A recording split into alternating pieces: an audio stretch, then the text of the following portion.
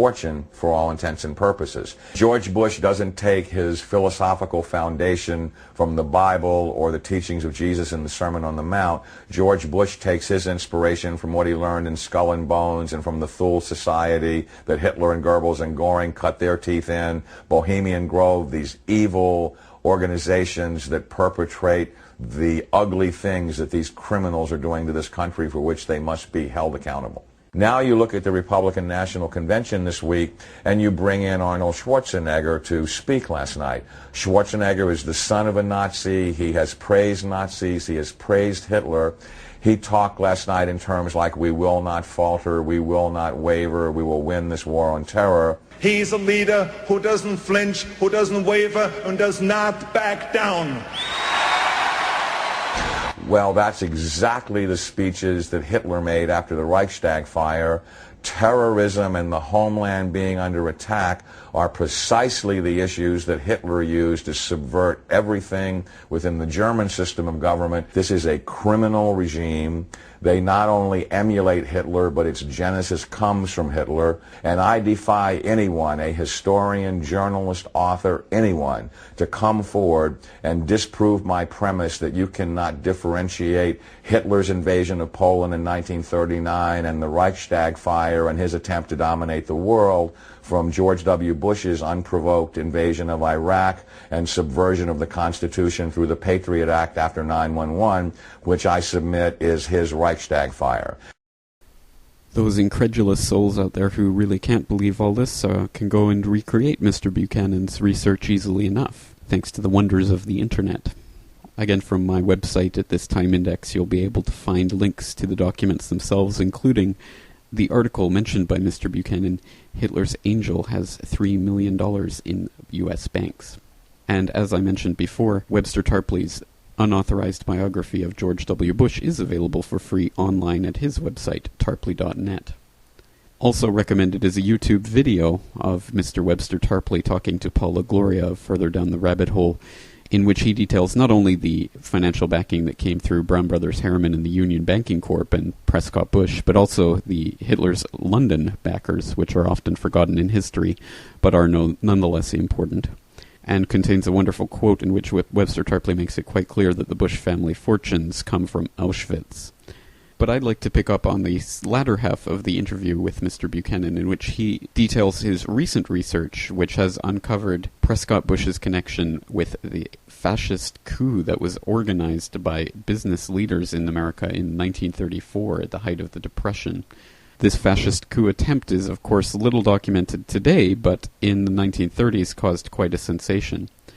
The House Committee on Un-American Activities heard testimony from General Smedley Butler. Smedley Butler, as John Buchanan points out, was a major general in the U.S. Marine Corps, having received the Medal of Honor twice during his career, one of only 19 people to be twice awarded the Medal of Honor. He was highly decorated and highly thought of both by his commanders and by troops. This made him a valuable asset to those wealthy industrialists looking to organize a fascist coup in the United States. They knew that Mr. Butler could lead the troops even against the president himself, and they actively recruited him for this role in this fascist plot. Again, if this seems a bit overwhelming, let's turn to the BBC, who recently had a documentary on the subject. We'll turn to a clip from that documentary, which in and of itself is a bit of a whitewash, claiming that we can't really know the truth of it because at the time the committee refused to investigate the people that Mr. Butler named as being implicated in the scandal, and thus we can never know if they really were involved. But the BBC makes it clear that at least the committee itself was quite convinced that there was a fascist plot afoot to seize Washington and institute a Nazi regime in America in the 1930s. And again, Prescott Bush was implicated in this by Mr. Butler. Let's take a listen to the beginning of that BBC documentary. First, Mike Thompson begins a paper chase that takes him into the dark heart of fascism in the America of the 1930s as Document investigates the White House coup. On the 21st of November 1934, the following rather chilling article appeared in the New York Times. It concerns the discovery of a planned coup that could have altered the course of American history. yet today hardly anyone knows anything about it. A plot of Wall Street interests to overthrow President Roosevelt and establish a fascist dictatorship backed by a private army of 500,000 ex-soldiers and others appeared before the House of Representatives Committee on Un-American Activities, which began hearings on the charges. If these long-forgotten accounts can be relied on, I seem to be looking at an attempt to set up a fascist government in the land of the free. A coup that could have toppled one of America's most revered presidents, paved the way for a possible alliance with Italy and Germany, and thereby change the complexion of World War II. Fascism was seen as an example to be learned from, because it seemed like a quick fix. All you needed to do was get people to shape up. You could have had a handful of the wealthiest people in the United States found guilty of treason and sentenced to death.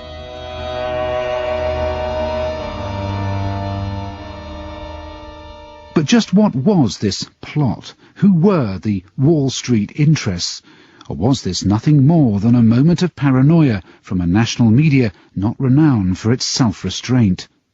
Well, the answers to some of these questions may have to wait until I can get my hands on the bulk of the evidence, documents detailing evidence heard behind closed doors by a congressional committee.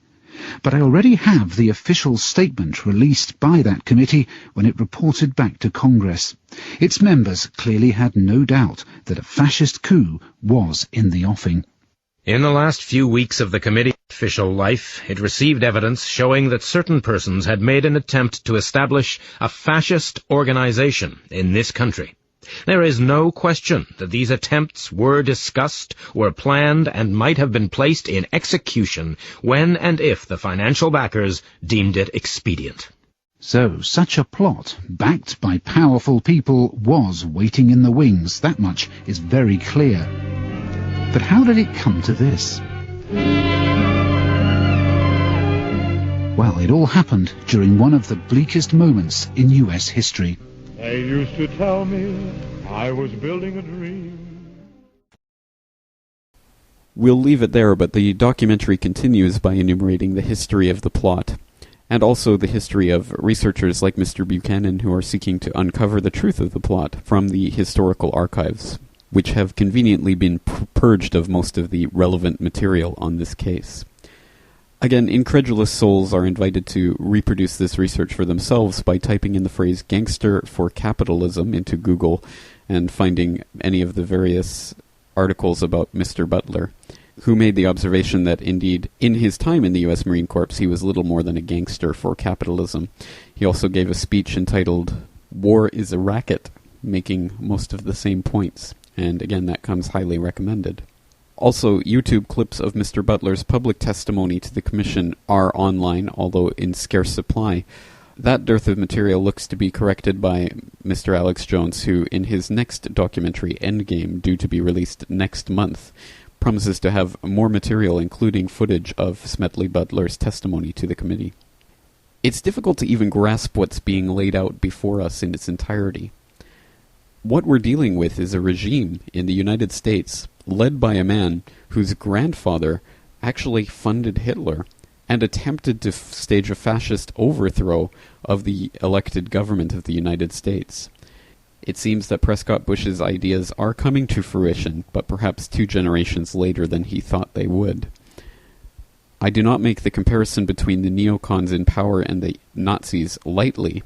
Not only, of course, are there the numerous Prescott Bush Nazi connections, which we have just documented, but as Webster Tarpley points out in that YouTube clip I cited earlier, the neocons, who we'll remember from episode 14 of the Corbett Report, profess an allegiance to Leo Strauss, a political science professor who taught at the University of Chicago, are in fact pledging their allegiance to Carl Schmitt, Dr. Leo Strauss's mentor, and, as it turns out, Hitler's lawyer. The connection between the neocons and the Nazis are numerous, in fact too numerous to actually enumerate. We are living in very dangerous times in which madmen have their hands on the levers of powers, and we've already seen that they are not afraid to use them. We already know that Dick Cheney has tasked Stratcom with devising a contingency plan whereby the United States will automatically nuke Iran in the event of any terrorist attack on the United States, regardless of where it comes from. We've also got Dick Cheney on record numerous times this year stating that his fear is no longer terrorists armed with plane tickets and box cutters, but terrorists armed with nuclear weapons in the middle of a major metropolitan city. As Zbigniew Brzezinski himself warned to the Senate Foreign Relations Committee in February, he is concerned that a terrorist attack will be launched in the United States and blamed on Iran as an excuse to go to war with Iran. And as we remember from episode 2 of the Corbett Report, World War III starts in Iran. I urge you to look at a recent article from the Corbett Report regarding recent groundbreaking discoveries of Chinese weapons ending up in Taliban's hands, with best guesses indicating that those weapons are being funneled through Iran to the Taliban in order to set up a proxy army to strike at the United States armed forces should the U.S. go into Iran. We also have the Russians who this week unveiled the father of all bombs, which is even larger than the Americans' mother of all bombs, which is a non-nuclear technology which produces nuclear blast-like results, meaning that we could have a non-nuclear war with the exact same devastation and implications as a nuclear war, minus the radioactive fallout.